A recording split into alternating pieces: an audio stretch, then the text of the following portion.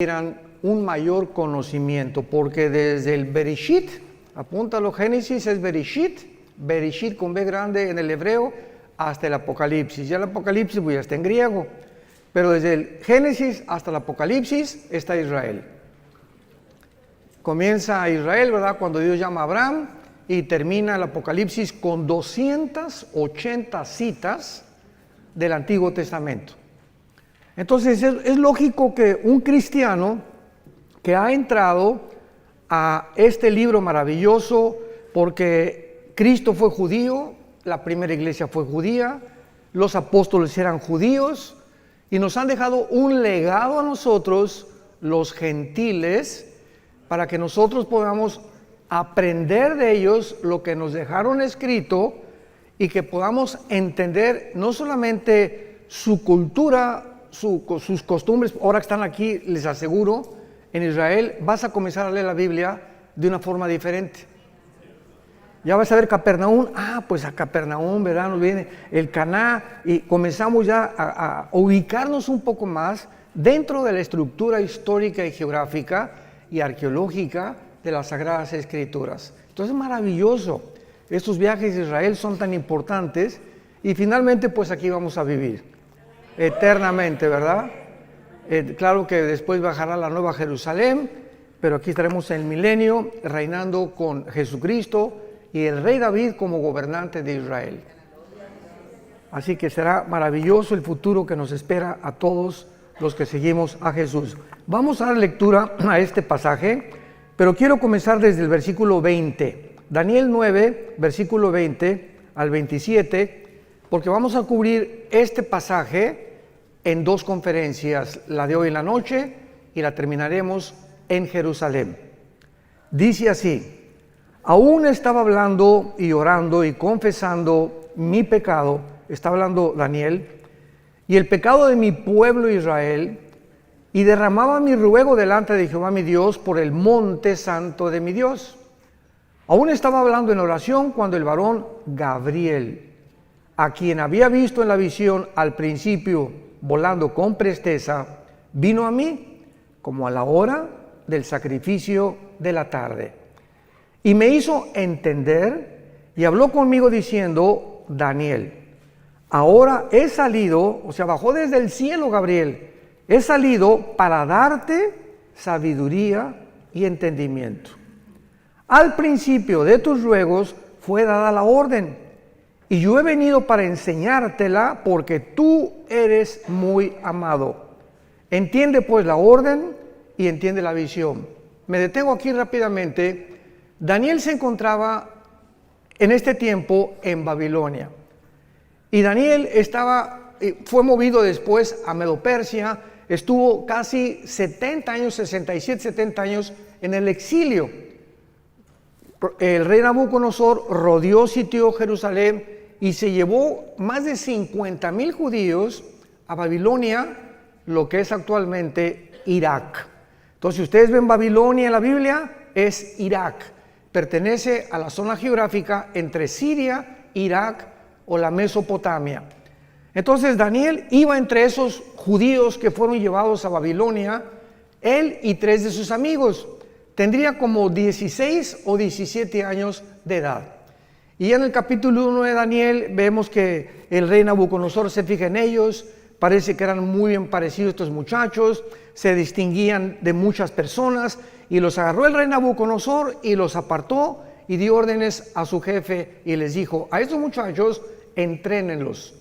Quiero que los entrenen en la lengua, en las costumbres y en la comida de los babilonios. Sin embargo, Daniel, a esa edad tan temprana, tenía convicciones profundísimas acerca de la santidad y del temor de Dios.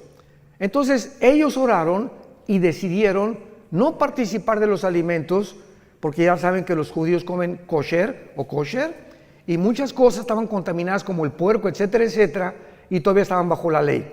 Entonces se negaron a comer esas cosas y le pidieron al guardia de la capitán del rey Nabucodonosor que les perdonara, que les diera la oportunidad de comer puras verduras y puras ensaladas, y que los probara dentro de 2 o 3 meses para que demostraran que iban a tener más salud que todos los demás.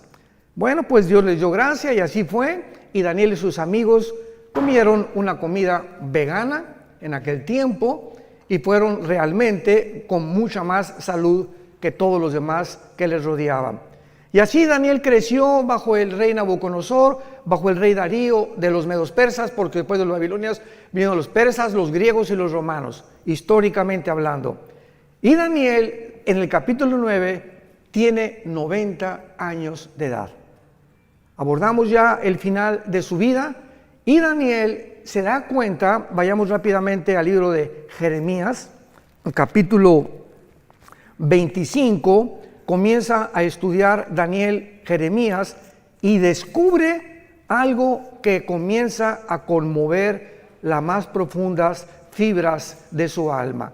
Dice Jeremías 25, versículo 14: y toda esta tierra será puesta en ruinas y en espanto, y servirán estas naciones al rey de Babilonia 70 años.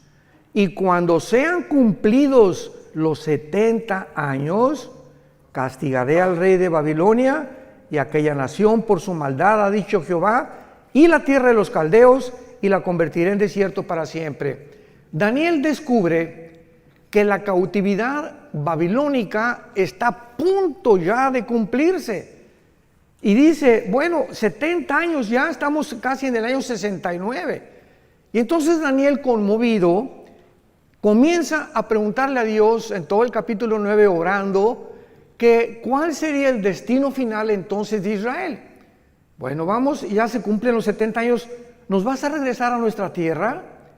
¿Nos has abandonado por completo? ¿Cuál es el futuro de la nación Santa Jerusalén y de tu pueblo judío? Y entonces Dios manda al ángel Gabriel.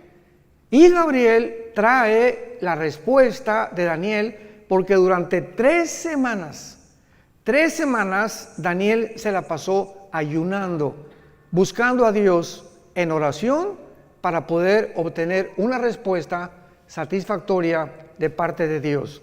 Entonces el ángel Gabriel se le aparece a Daniel y le revela el ángel Gabriel toda la historia de Israel hasta la segunda venida de Jesucristo. Le dice todo lo que tiene que pasar Israel a través de la historia. Y cuando nosotros en el siglo XX y XXI somos testigos del regreso de judíos en el 48 y lo que está pasando ahorita y lo que se aproxima, somos los testigos de que solo Dios pudo haber puesto la historia en esta secuencia y en esta cronología sobrenatural. Entonces comienza lo que se llama la profecía 70 de Daniel, versículo 24. Regresamos a Daniel capítulo 9 y comienza la revelación del ángel y le dice lo siguiente: 70 semanas están determinadas sobre tu pueblo y sobre tu santa ciudad, y estas 70 semanas es Shivin Shabua en el hebreo, que significa 70 sietes. Los judíos tenían semanas de días y tenían semanas de años. Entonces se encuentra en el libro de Levítico. Entonces no eran 70 semanas, 7 por 7, 49 semanas. Eran 70 semanas de años. O sea, 7 por 7, 490 años.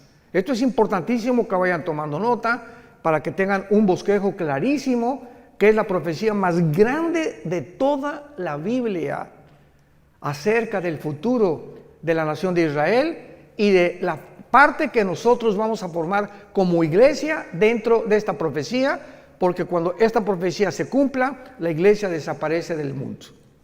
Antes de que se cumpla la profecía, perdón. Entonces, 490 años están determinadas, no sobre la iglesia, sobre tu pueblo y sobre Jerusalén. De aquí en adelante, Daniel, cuando oigas la orden, lo vamos a ver más adelante, de restaurar las murallas de Jerusalén hasta el Mesías, increíble que matemáticamente la Biblia haya profetizado el día exacto de la primera venida de Jesucristo.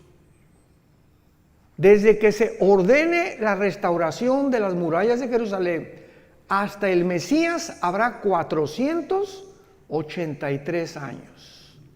Entonces, ¿cuántos años faltan? 7 para los 490, que son los 7 años de la tribulación, como lo vamos a ver. Por eso cuando estudiamos la Biblia y ¿cuándo vendrá Cristo? Antes de la tribulación, o pasará a la iglesia la tribulación, es ignorar la profecía 70 de Daniel. Entonces hay cantidad de gente que se atreve a predicar barbaridades sin tener las bases claras de las profecías bíblicas. 70 semanas están determinadas sobre los judíos y sobre Jerusalén. Número 1, veamos las 6 cosas que se tienen que cumplir. Número 1, para terminar la prevaricación. 2, poner fin al pecado.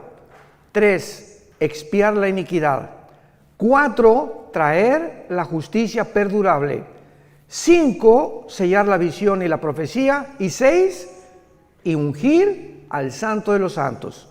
Sabe pues, le dice el ángel, y entiende que desde la salida de la orden para restaurar y edificar Jerusalén hasta el Mesías habrá 7 semanas y 62 semanas, y se volverá a edificar la plaza y el muro en tiempos angustiosos, y después de las de 62 semanas se quitará la vida al Mashiach, a Mashiach, a Mashoch, como dicen en hebreo, mas no por sí, y el pueblo de un príncipe que ha de venir destruirá la ciudad y el santuario, y su fin será con inundación.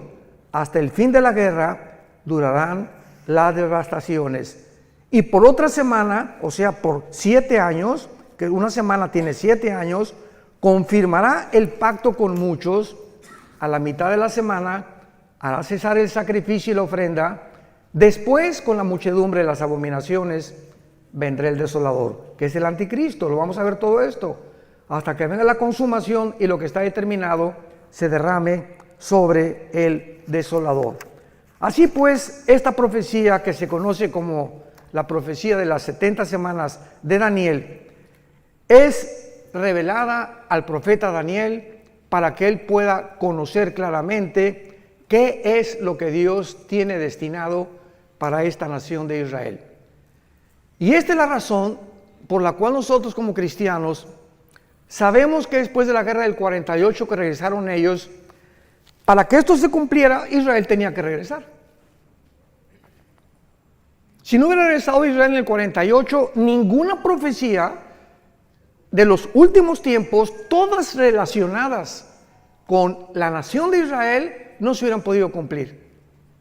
Entonces, el hecho que hayan regresado el 14 de mayo del 48 y esta nación se haya convertido en un estado libre, independiente y soberano en un día, el fenómeno ya lo vimos, más grande de la historia, ninguna nación en un día se ha conformado, nos habla que comienza el reloj, la cuenta regresiva de Dios. Ya más adelante veamos que Cristo profetiza, ¿verdad?, la señal de la higuera, que cuando la higuera reverdezca, que es Israel, no pasará una generación sin que esto o estas profecías se cumplan. Muy bien, ahora veamos los detalles punto por punto de esta profecía. 6 cosas le menciona el ángel Gabriel para que se cumplan los 490 años.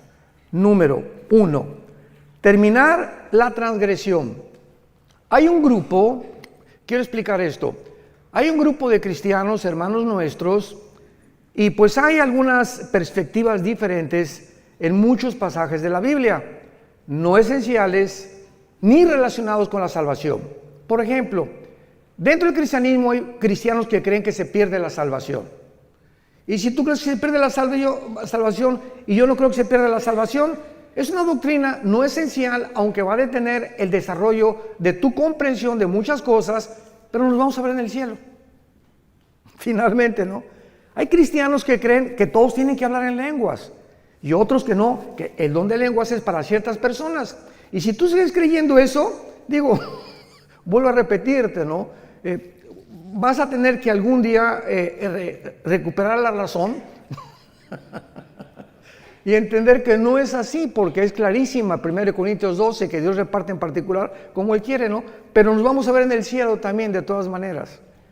Entonces, hay cristianos que creen que esta profecía ya se cumplió y que dicen, bueno, pero ¿cómo es posible que cuando Cristo muere en la cruz no se haya cumplido la expiación de la iniquidad, la transgresión de Israel, poner fin al pecado, etcétera, etcétera? Porque esto tiene que haberse cumplido cuando Cristo se cumplió para gentiles y judíos. ¿Cuál es el problema o cuál es la razón por la cual hay una parte del cristianismo que interpreta de esta manera esta profecía? Es muy fácil la respuesta. Se llaman o cristianos reformados o dispensacionalistas.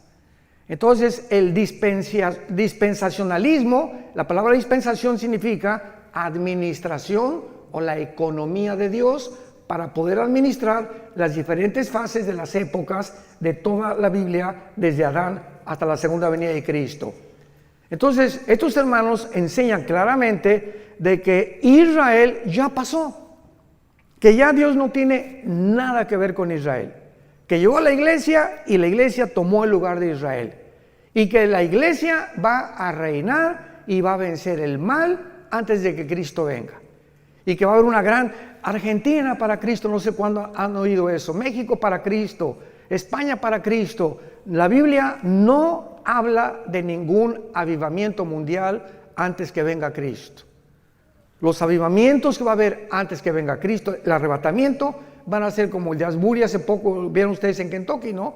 Que una iglesia comenzaron los muchachos sin ninguna expectativa de nada, comenzaron a cantar la guitarra y comenzó un espíritu, cayeron al suelo los muchachos, llore y llore, no hubo manifestaciones de nada, ni locuras de nada, y las muchachas, y comenzaron a arrepentirse y a pedirle perdón a Dios por los pecados, y duró como casi un mes, y la gente del mundo estaba absorta, asombrada de que miles de muchachos estaban pidiéndole a Dios y consagrándose a Cristo sin ningún mensaje de exhortación de ningún pastor. Fue una obra completamente del Espíritu Santo. Ese es un avivamiento. Entonces, así como sucedió ahí, va a suceder en pequeñas iglesias en el mundo.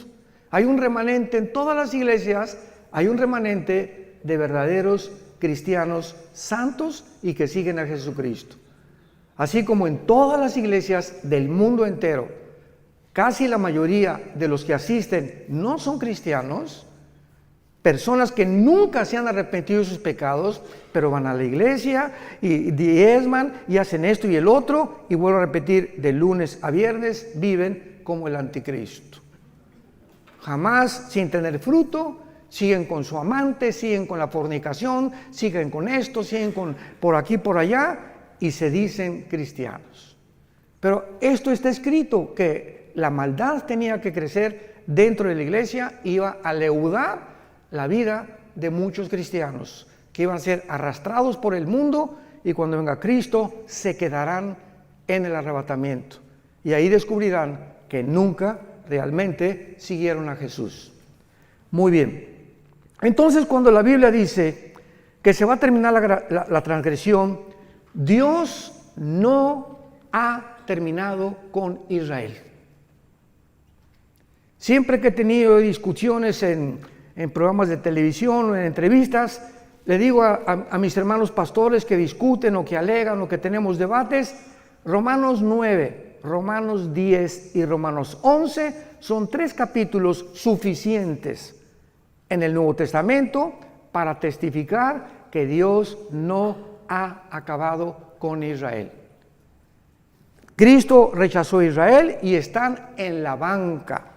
Y estamos en el partido, la iglesia, ahorita estamos ahí en el Estadio Azteca jugando. Pero va a tocar el silbatazo el árbitro y vamos a salir todos los que participamos en el juego, y la banca va a entrar al partido final, que es Israel en la tribulación. Entonces, Dios no ha terminado con Israel. No es cierto que la iglesia haya ocupado el lugar de Israel, porque Israel fue una nación o una entidad completamente diferente. Jehová el Padre era el esposo de Israel. Todo esto es simbólico. La iglesia es la novia de Cristo. Israel nunca fue la novia de Cristo. Israel nunca estuvo en el cuerpo de Cristo. Israel nunca fue enterrada y resucitada y sepultada porque el Mesías no había venido. Entonces nosotros somos completamente diferentes. Y esto lo explica claramente el capítulo 2 y 3 del libro de los Efesios. Que ahora la iglesia, ¿verdad? Que un misterio en el Antiguo Testamento de la iglesia, no existía en el Antiguo Testamento de la iglesia.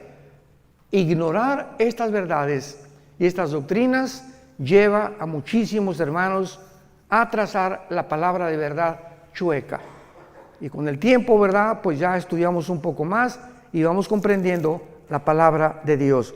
Entonces, por ejemplo, dice en Zacarías, veamos estas verdades acerca de la conversión final de Israel. Entonces, la muerte de Cristo quita las transgresiones de nosotros, pero Israel le rechazó como Mesías.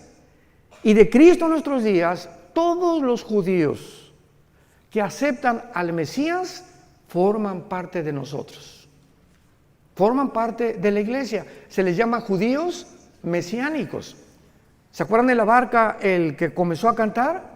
Era judío y no le dio vergüenza, gloria a Dios. Y enfrente de todos, yo soy judío mesiánico. Creo que Jesús es el Mesías. Y como él se calcula que hay actualmente 185,000 judíos de papá y de mamá, que creen que Jesucristo es el Mesías. Pero finalmente, o sea, es un remanente. Pero esos judíos que se llaman mesiánicos forman parte de la iglesia. Porque ahora en la iglesia no hay judío, ni griego, ni gentil, ni español. Ahora somos todos el mismo cuerpo de Cristo. Ya no hay acepción de personas. En el Antiguo Testamento solamente los judíos. En el Nuevo Testamento de todas las nacionalidades del mundo. Pero Dios no ha terminado con Israel. Y vemos en Zacarías 12 de qué forma la Biblia nos muestra claramente que en la segunda venida de Cristo se van a arrepentir. Dice así, Zacarías 12, 10 y 11. Y derramaré, está hablando de todo este pasaje, Zacarías 12, 13 y 14, habla de la segunda venida y del Armagedón y del tiempo del milenio. Derramaré sobre la casa de Israel, dice la Biblia, espíritu de gracia y de oración sobre la casa de David. Sobre la casa de David y sobre los moradores de Ecatepec, dice. No, ¿verdad? Ni de Toluca. Sobre los moradores de Jerusalén. Espíritu de gracia y oración. Y mirarán a mí, a quien traspasaron. Y librarán y llorarán como llora por hijo unigénito, afligiéndose por él como quien se aflige por el primogénito. Esto no ha sucedido por el amor de Dios. Y luego si lees Apocalipsis 1, 7 y 8, y mirarán al que traspasaron y llorarán, se vuelve a repetir el apóstol Juan, lo que dice 600 años el profeta Daniel, que cuando Cristo venga, ¿con qué él era el Mesías? Y imagínense nada más la frustración que tendrán, que le negaron, se fueron en contra de él, persiguieron a sus hermanos, nos persiguieron a nosotros, y se encuentran con Jesucristo, es el Mesías. Porque ahorita los judíos ortodoxos, ustedes ven los de negro, que traen como caireles así, con sombrero, todos de negro vestidos, ¿verdad? Caminan así. No pelan a nadie, no se voltean a nadie, son los fariseos, los shavarim del siglo XXI. Así eran los fariseos en el siglo de Cristo. Orgullosos, y este y el otro, y por aquí y por allá, y no tenían empatía por nadie. Una mujer ahí llorando, no le hacían caso, te acercabas a ellos y te miraban así. No han cambiado absolutamente nada. Y ahora que vayamos a Jerusalén, cuando vayamos al muro, vamos a ir al muro de los lamentos, van a verlos a todos ellos, ¿no? Una religiosidad, pero tremenda. Dicen los jóvenes, cañón. Entonces, ahorita Israel tiene dos espíritus. El espíritu de una religiosidad asfixiante y un libertinaje sexual como jamás había existido. Tel Aviv, capital de los gays del mundo entero. Estaba en Madrid el año pasado, ya se cambió a Tel Aviv. Y bíblicamente va a ser la última capital de ellos, porque Apocalipsis 11 habla y dice, Jerusalén será como Sodoma y Gomorra. Fíjense, nada más hace 2000 años se profetizó en Apocalipsis que llegaría el tiempo en que se convertiría como Sodoma y como Egipto. Y ya lo estamos viendo con nuestros propios ojos. Muy bien. Y dice el capítulo 13 de también Zacarías, versículo 1, y en aquel tiempo, está hablando el mismo tiempo cuando venga el Mesías, habrá un manantial abierto para la casa de David y para los habitantes de Jerusalén, para la purificación del pecado y de la inmundicia. Hasta que venga Jesucristo en la tribulación, van a ser purificados, van a enfrentarse con la limpieza de sus pecados. Es la primera condición de la profecía de Daniel, terminar la prevaricación. Y en el capítulo 14 de Zacarías, esto es precioso porque habla de la segunda venida de Cristo, Zacarías 14, versículo 4, y se afirmarán los pies, está hablando cuando venga Cristo, en aquel día sobre el monte de los olivos, cuando venga Cristo, ¿dónde va a poner sus pies? Donde fue crucificado. Ahí se va a volver a parar Jesús, que está enfrente de Jerusalén al oriente, y el monte de los olivos se partirá, escuchen esto, cuando venga Jesús y se pare ahí, se va a partir por el medio, hacia el oriente y hacia el occidente, haciendo un valle muy grande, y la mitad del monte se apartará al norte y la otra mitad hacia el sur. Cuando venga Cristo, vean esto, se hace una rajada en la tierra en forma de cruz. Se vuelve a hacer la cruz, pero ahora no entre el cielo y la tierra, ahora en la tierra, así, del norte a sur, de oriente a occidente. Y dice el versículo 9, y Jehová será rey sobre toda la tierra en aquel día, Jehová será uno y uno su nombre. ¿Cómo se puede entonces entender de que esto ya pasó? O de que esta profecía se va a cumplir ya cuando Jesús vino, por no entender la diferencia entre Israel y la iglesia. Nos remontamos al mismo común factor denominador. Vayamos al segundo punto, Daniel 9, segunda condición. En segundo lugar, poner fin al pecado. Poner fin al pecado. Vayamos a Jeremías 31, otra profecía para el futuro, para Israel, cuando se les impartirá vida espiritual nueva a los judíos. En el 48, santos de Dios, en el 48, 1948, el siglo pasado, Israel resucitó nacionalmente, no han resucitado espiritualmente. Entonces regresaron a su tierra en incredulidad y siguen en incredulidad. ¿Cuándo todo Israel se convertirá al Mesías? Cuando Jesucristo regrese por segunda vez. Entonces, por eso dice la Biblia, pondrán fin al pecado. Jeremías 31, versículo 31 al 33. Vean qué belleza de profecía encontramos aquí. He aquí que vienen días, dice Jehová, en los cuales haré nuevo pacto con la casa de Israel y con la casa de Judá, no como el pacto que hice con sus padres el día que tomé su mano para sacarlos de la tierra de Egipto, porque ellos invalidaron mi pacto, aunque fui yo un marido, ahí está, fui un marido para ellos, dice Jehová. Pero este es el pacto que haré con la casa de Israel. Después de aquellos días daré mi ley en su mente, la escribiré en su corazón, yo seré para ellos Dios y ellos me serán a mí por pueblo. Este pacto, que es el pacto de sangre, Hebreos capítulo 8, nosotros somos los beneficiarios. Porque nosotros que somos la iglesia, en el momento que recibimos al Espíritu Santo, comenzamos en nuestra mente a conocer las leyes de Dios, y dichosos los que las guardan en su corazón.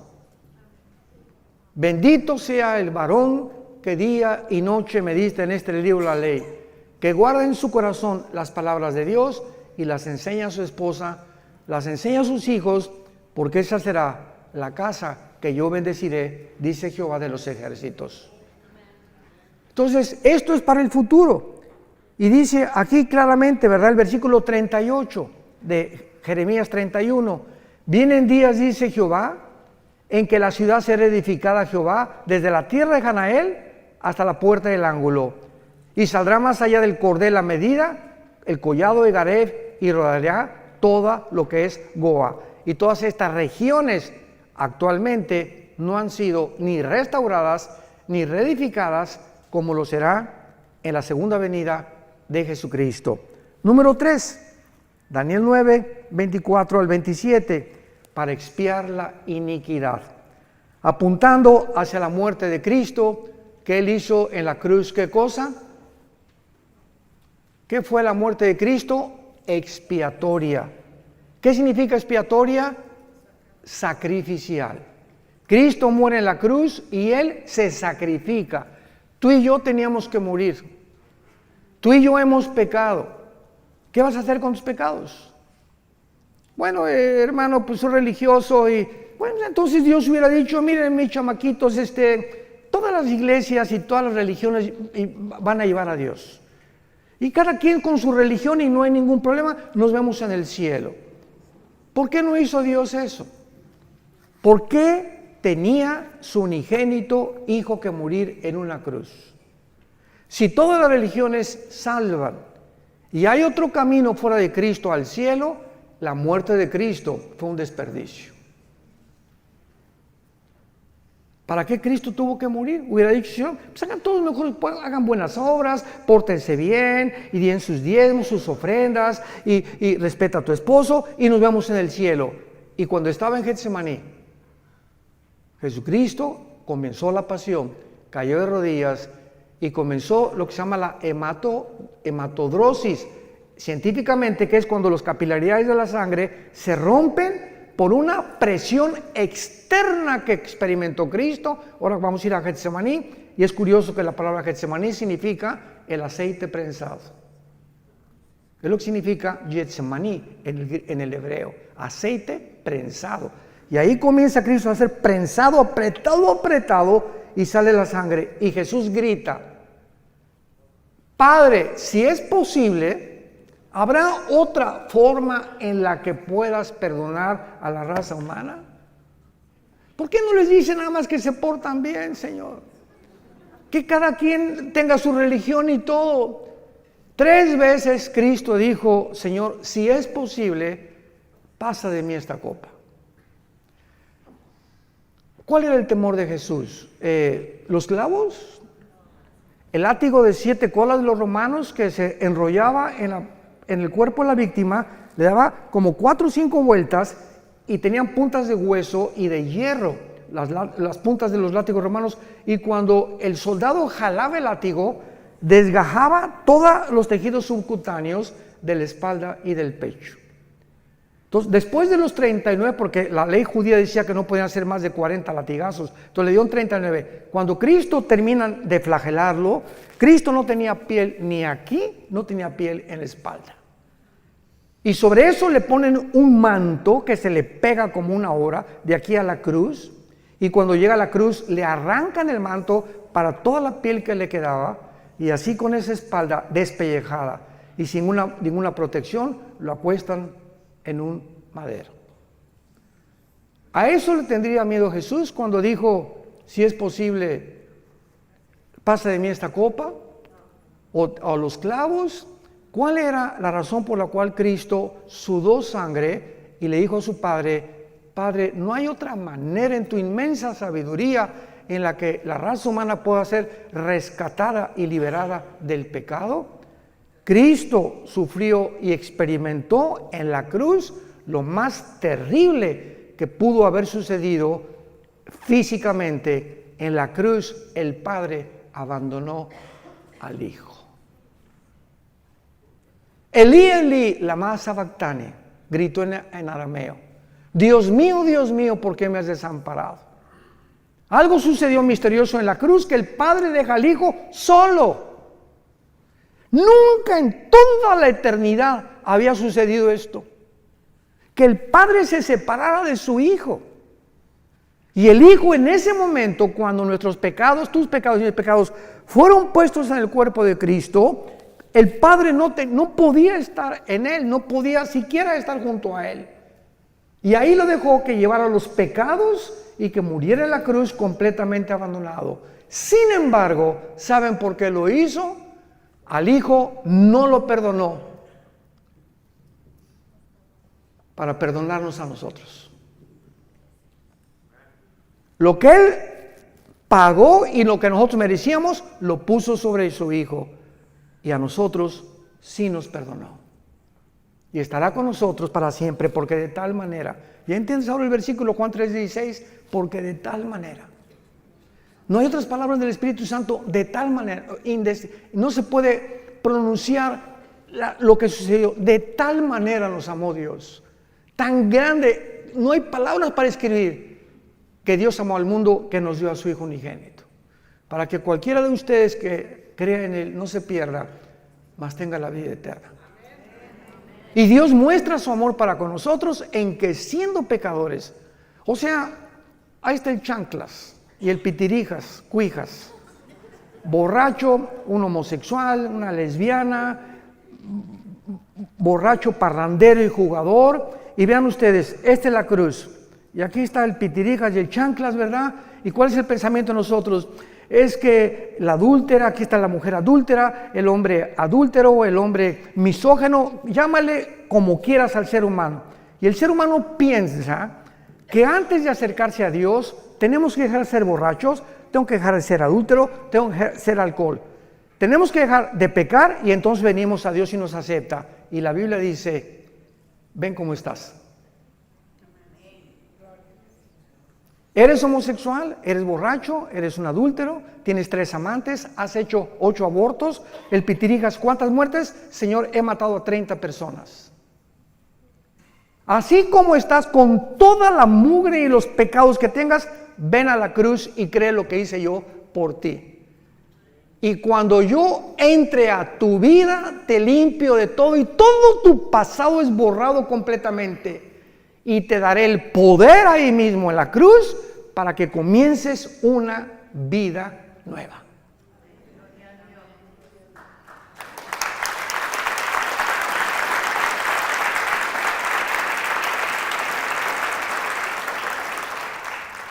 ¿Saben ustedes cuál es la palabra que no se encuentra en ninguna religión?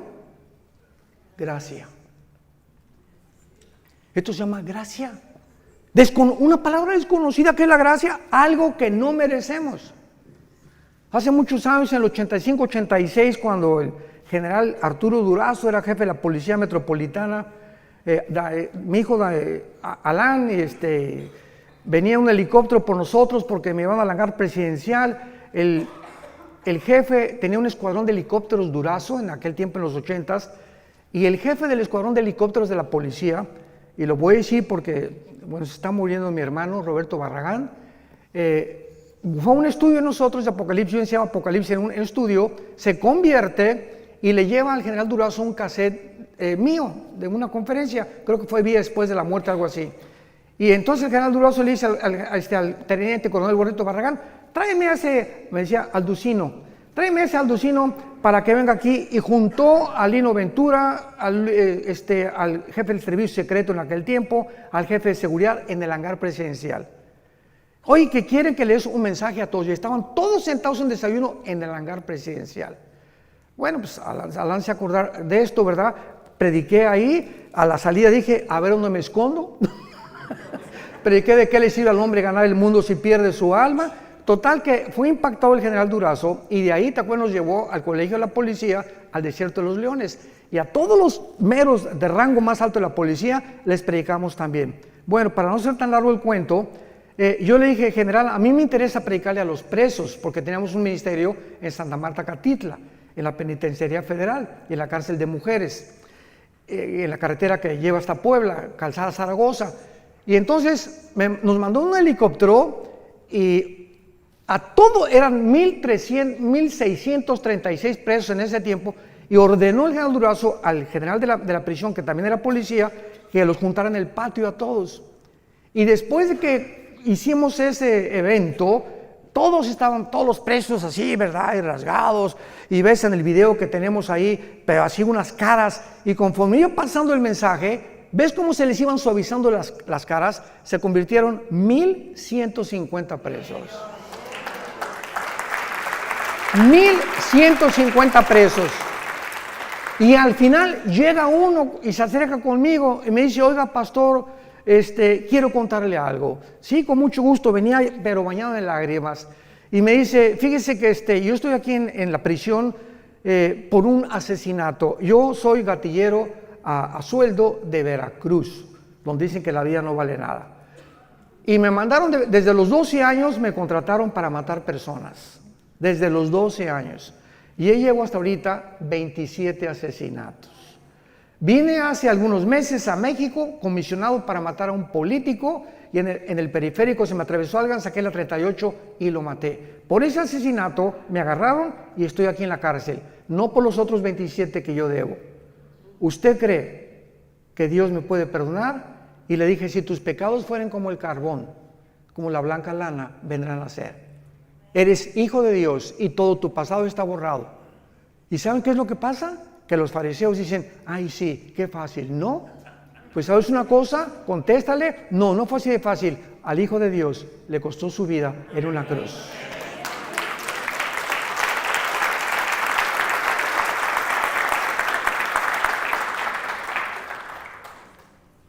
Cuando comprendemos ese amor tan grande, ¿cómo podemos atrevernos a seguir pecando?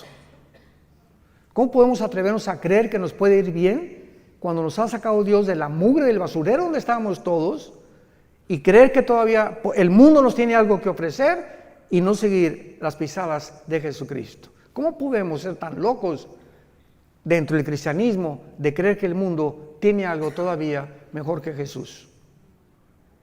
En tercer lugar dice la Biblia, para expiar la iniquidad. En cuarto lugar, traer la justicia perdurable. Esto se refiere al reinado milenial cuando venga Jesucristo. Veamos qué hermoso pasaje en Isaías capítulo 11, cómo se describe la vida del milenio profetizada 700 años antes que el Mesías viniera a la cruz. Isaías 11, saldrá una vara del tronco de Isaí. ¿Quién era Isaí? El papá de Jesse, el papá de David. Saldrá, y siempre la Biblia habla como una rama o como vástago nos habla que crecemos como un árbol y damos fruto.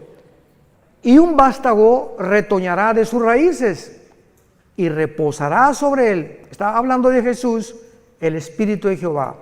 1, 2, Espíritu de sabiduría, inteligencia, consejo, poder, conocimiento y temor de Jehová.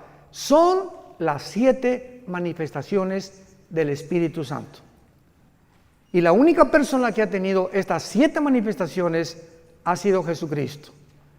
Por allá tú tienes una, el otro tiene 2, el otro tiene 3, etcétera, etcétera. Pero sobre él estaba toda la deidad de Dios. Jesucristo era 100% hombre y 100% divino. Así que en él reposaba todo completamente, no le hacía falta nada. ¿Cómo le iba a hacer falta algo si él mismo era Dios? Y luego dice en el versículo 6, morará el lobo con el cordero, el leopardo con el cabrito se acostará, el becerro y el león y la bestia doméstica andarán juntos, y un niño los pastoreará. La vaca y la osa pasarán, sus crías se echarán juntas, y el león, como el buey, comerá paja, y el niño de pecho jugará sobre la cueva del áspid, y el recién destetado extenderá su mano sobre la caverna de la víbora. No harán mal ni dañarán en todo mi santo monte, porque la tierra será llena del conocimiento de Jehová, como las aguas cubren el mar. ¿Cuándo será esto? Cuando regrese Jesucristo y reinemos con él 1000 años en este mundo.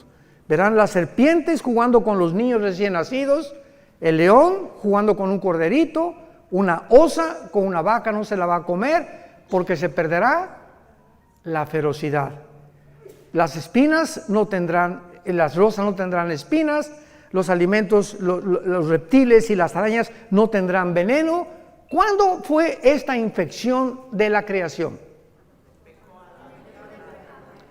Pongan atención. Aquí están Adán y Eva, rodeados de rosas sin espinas, leones que no muerden, tigres que no muerden, osas que no muerden, rodeados de una creación perfecta. El momento en que esta pareja o la primer representante de nosotros desobedecen a Dios, cuando fueron creados Adán y Eva, tenían un ADN, el ácido desoxirribonucleico, que está en cada una de las células al 100%.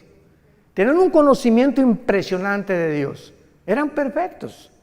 Y en el momento que pecan ellos, se reduce nuestra ADN casi un 90%. Decía Alberto Einstein que él creía que aproximadamente el ser humano tiene una capacidad intelectual, o el IQ, como le llaman, el coeficiente intelectual, desarrollado hasta un 8 y muy difícil un 10%. Imagínense la cantidad de información que perdimos por el pecado.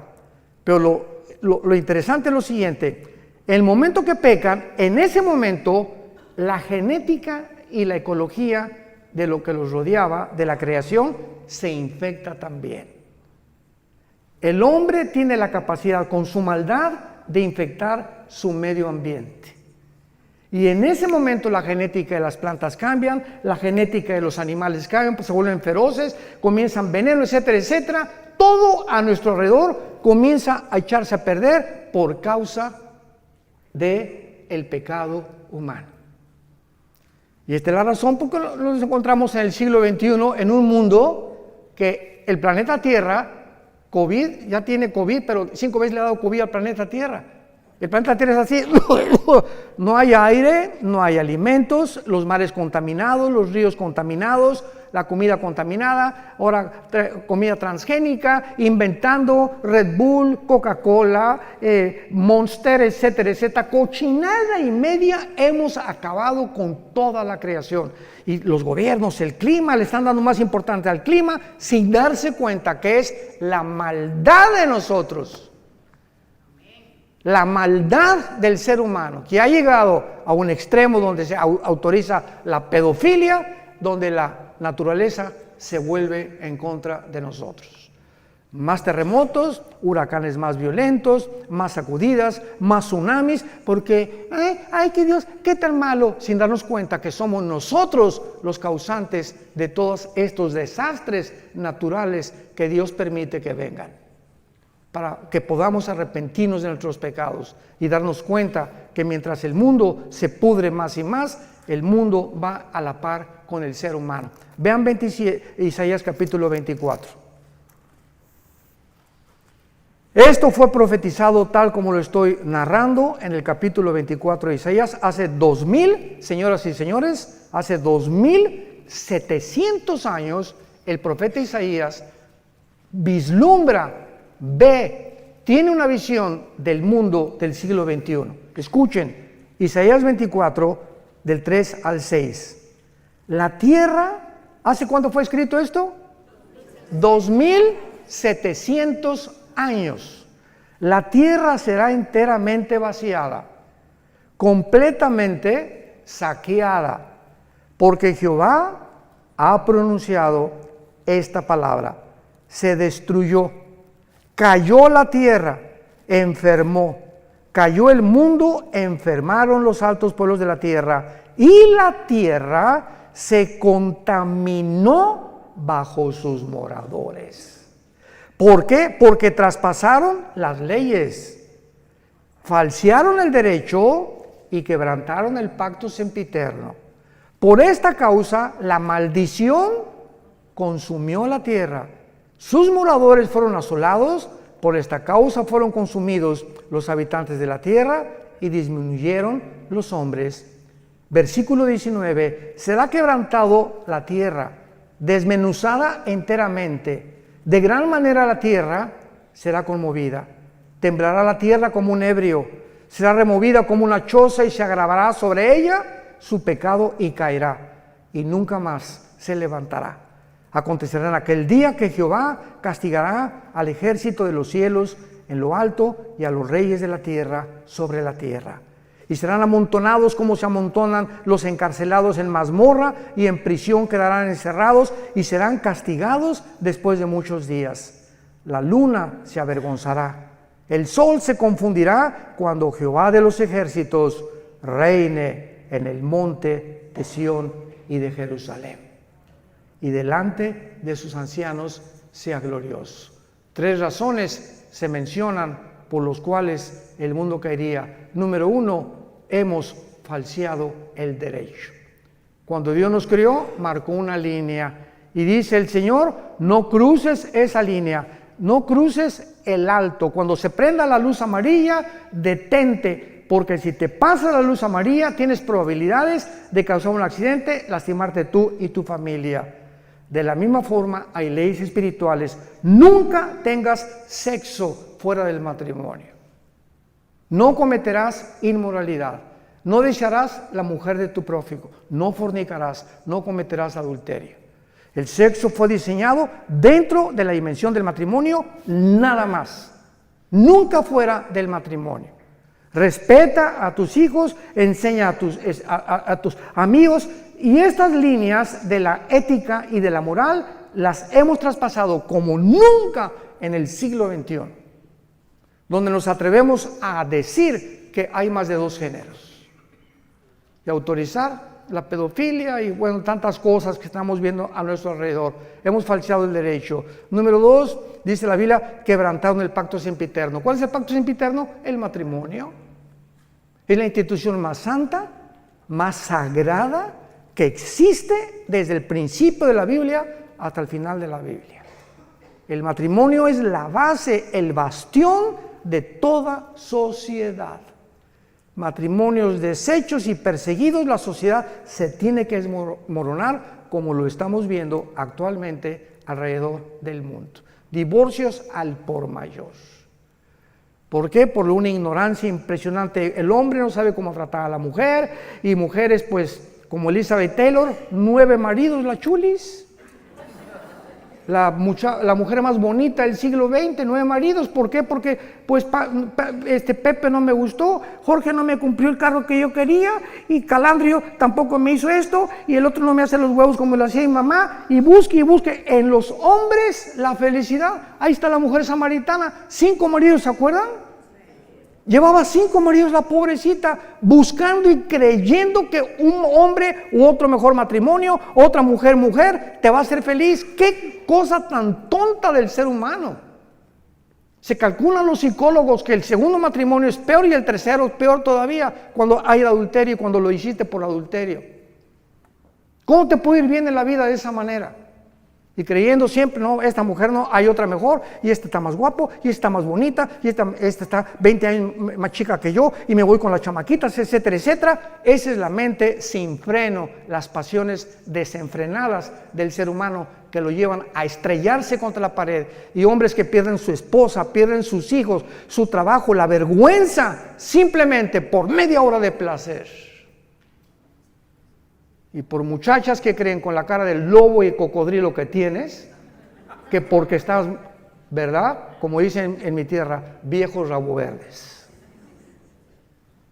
Y finalmente se encuentran con el juicio final de Dios, por haber violado el pacto sempiterno de Dios. No sé, se nos acabó el tiempo, vamos a continuar con esto en Jerusalén. Pero es importante que nosotros podamos ver esta profecía aunada a lo que estamos viendo, para que entendamos que Dios no ha acabado con esta nación. Y ahora nos trae a nosotros